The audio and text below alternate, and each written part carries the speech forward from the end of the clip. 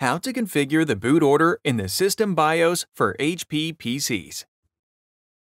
When the computer starts, the System BIOS begins to check a predetermined list of drives and devices that might contain an operating system such as Windows.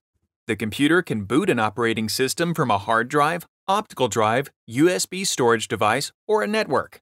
The order in which the devices are checked is configurable through the BIOS Setup menu. Understanding the default boot order. The default boot order settings for the computer are configured in the factory.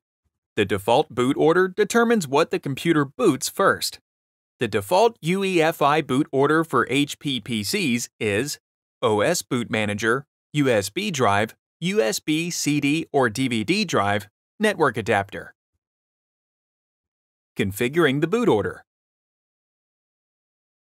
Caution: altering the default boot order of your device can have undesired effects and cause your computer to not function properly. Be sure to research your specific device boot order settings before making any changes. To access the BIOS, turn on or restart the computer. While the display is blank, press the F10 key to enter the BIOS settings menu. After opening the BIOS, navigate to the Boot Options menu and look for the UEFI boot order section at the bottom. Follow the on-screen instructions to change the boot order, as they may differ depending on your computer model.